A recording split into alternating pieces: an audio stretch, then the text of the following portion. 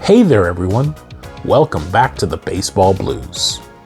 For today's video, I decided to do a follow-up on a video I did a few months back, why the 2024 San Diego Padres will win the World Series. And thank you to Dane G. Jr. for the idea for this video, it is much appreciated. If any of you have a suggestion or a request for anything you want to see, simply drop a comment below. By the way, since my last video, we have surpassed 200 subscribers. I truly appreciate the continuous and growing support from all of you. Thank you so much. So if you like this video, please drop a like below and a follow as well if you're new here so we can continue growing our baseball community together. At the beginning of the season, I took a look at the Padres' projected roster and why I believe that the group that GM AJ Preller had brought together with its mix of young talent, veterans, and superstars had what it takes to lift that shiny Commissioner's Trophy at the end of the season. Now, while some of you probably thought I was crazy, all I can say is, I'm not crazy. My mother had me tested. But how did we get here? How have the first 5 months of the season treated the Swinging Friars? And how do they now find themselves not just battling out for the top wildcard seed, but also within striking distance of a division crown? Well, let's take a look, shall we? His hitting, though, one that saw him hit .257 with 25 home runs and 78 RBI, along with an OPS plus of 113, it will benefit the most as he will be further healed from his surgery. NL pitchers, beware. He played well up until landing on the IL in late June, batting .279 with 13 home runs, 36 RBI, and a 130 OPS plus in 80 games. His numbers, along with his popularity, earned him All-Star Game starting honors. Unfortunately, the aforementioned injury left him unable to participate. And while a talent like his cannot be fully replicated, the Padres found a more than serviceable replacement in veteran David Peralta. While it looked early on after signing that the man they call Freight Train had run out of steam, as the Padres began their second half surge, Peralta found his groove.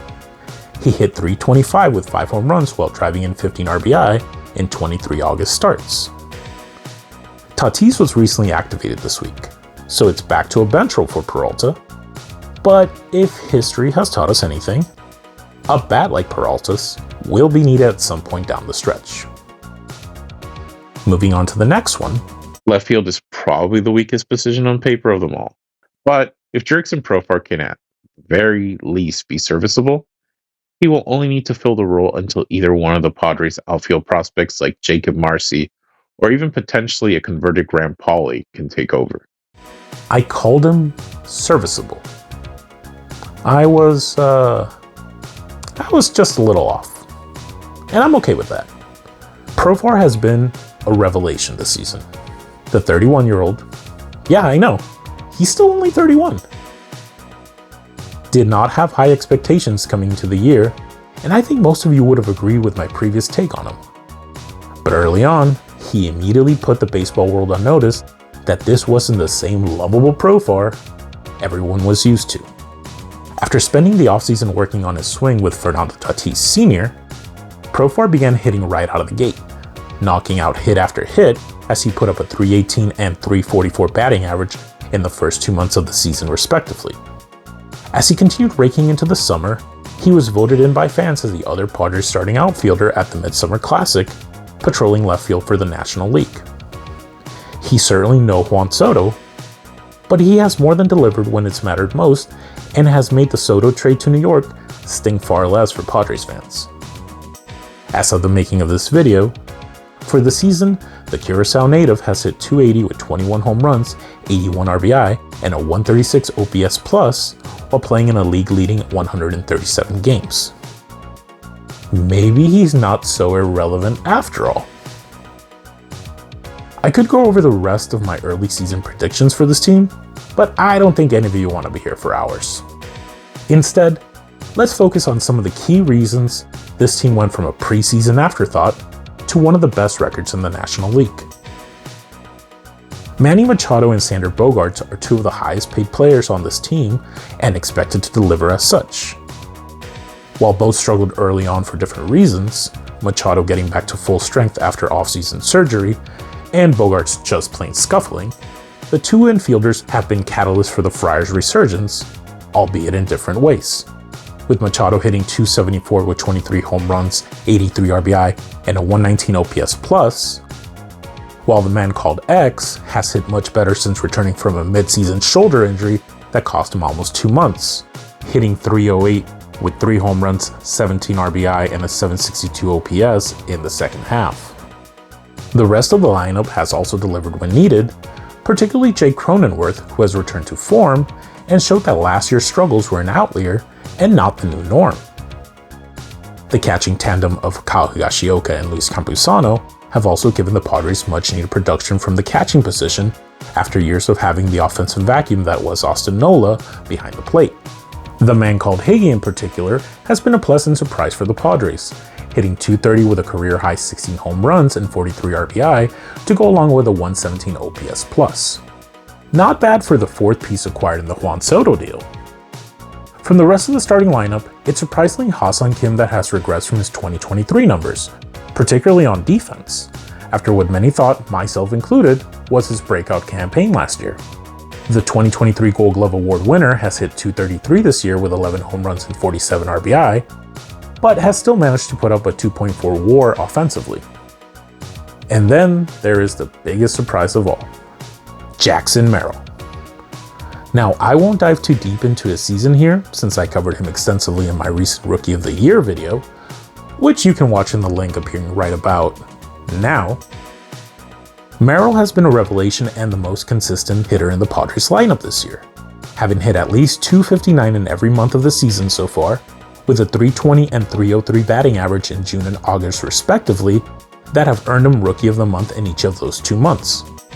For the year, the 21-year-old former shortstop turned center fielder has hit .289 with 21 home runs, 79 RBI, and a 124 OPS plus, while slowly building a reputation for having a flair for the dramatic. Moving on to the rotation, this group has had its ups and downs this year, and in my opinion is one of the biggest reasons for both the Padres' early season struggles as well as their second half resurgence. San Diego lost both Yu Darvish and Joe Musgrove early on to injuries, and Darvish later to a personal matter, while their big offseason acquisition, Dylan Cease, struggled early on in his new surroundings.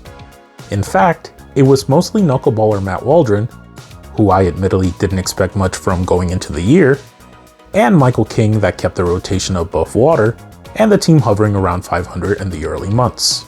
With Cease seemingly riding his ship, along with the returns of Musgrove and Yu Darvish, even with the recent demotion of Waldron to AAA, the rotation is returning to full strength at the right time. Now onto the bullpen. I honestly thought that this was going to be one of the strengths of the 2024 Padres. Instead, aside from Robert Suarez and Adrian Morejon early on, I couldn't have been more wrong. Off-season signings Yuki Matsui and Wandy Peralta quickly went from Jekyll to Hyde, while guys like Eniel De Los Santos and Rule 5 pick Stephen Kolek just never found their footing. Jeremiah Estrada proved to be a revelation after getting called up early in the year, but relying on just 3 relievers for the entire season was not going to be feasible. So, as Padres fans have come to expect from AJ Preller, what does he do when he doesn't like something? He makes trades to try and fix the problem. And that he did. At the trade deadline, Preller sold off almost the entire farm to bring in 3 relievers and a 5th starter, landing Brian Hoeing and closer Tanner Scott from Miami, Jason Adam from Tampa, and veteran starter Martin Perez from Pittsburgh. The 3 relievers, paired up with Suarez, Estrada, and Morejon, shored up the bullpen and turned what was once a weakness into one of the team's biggest strengths. But it was his early season acquisition of Luis Arias that has proven to be the most important trade of them all. Since acquiring the slap-hitting Arias, the table setter has hit .312 with 17 doubles and 34 RBI for the Padres, consistently getting on base in front of the lineup's big thumpers. But what else has worked out for the 2024 version of the San Diego Padres that seemed to escape them in 2023? Well, for one, their extra innings record. Last year, they went a laughable 2-12 in extra inning affairs, not winning their first one until mid-September. This year, they are currently 7-1. Their 19-15 record in one-run games has also seen a massive improvement when compared to their 9-23 record last year. And then there's the bench. Last season, the likes of Rougned Odor, Matt Carpenter, and Nelson Cruz went through long stretches where they just couldn't buy a hit. This year, though, it's been a complete 180. The previously mentioned David Peralta, as well as fellow early season pickup Donovan Solano, have both been fundamental in the 2024 Padres' success, while other pieces like Mason McCoy and Bryce Johnson have shored up the defense and filled in admirably when called upon. Lastly, but equally as important, the hirings of manager Mike Schilt and hitting coach Vic Rodriguez have proven to be a pair of aces up Preller's sleeve. While Rodriguez has brought a hitting approach to the team that has paid dividends, it is Mike Schilt's passion and understanding of the game, his astute strategies and pushing the right buttons, that have brought a newfound life to this team that was sorely missing last year. It's obvious to anyone who watches this team that they play hard for Schilt and would run through a wall for him. He has created a culture and helped develop a team chemistry that teams need in order to be able to win a World Series. World Series winning teams are a perfect storm. It's a combination of talent, passion, chemistry, determination, and just a dash of luck. If you miss even just one ingredient, you'll likely come up short. These Padres, with their respected veterans, their hungry young players, their refusal to give up and the will to fight back no matter the score, as well as their united goal to win for the brown and gold PS hard on their jersey in honor of former owner Peter Seidler, these Padres, they are the perfect storm. And that is why now more than ever, I believe that the 2024 San Diego Padres will win the World Series. Thank you so much for watching. I love to hear your thoughts and opinions on my thoughts and opinions in the comments below. If you guys enjoyed the video, please don't forget to hit the like button below and subscribe so you don't miss any of my new content. I'm TK, and I'll catch you next time here on the Baseball Blues.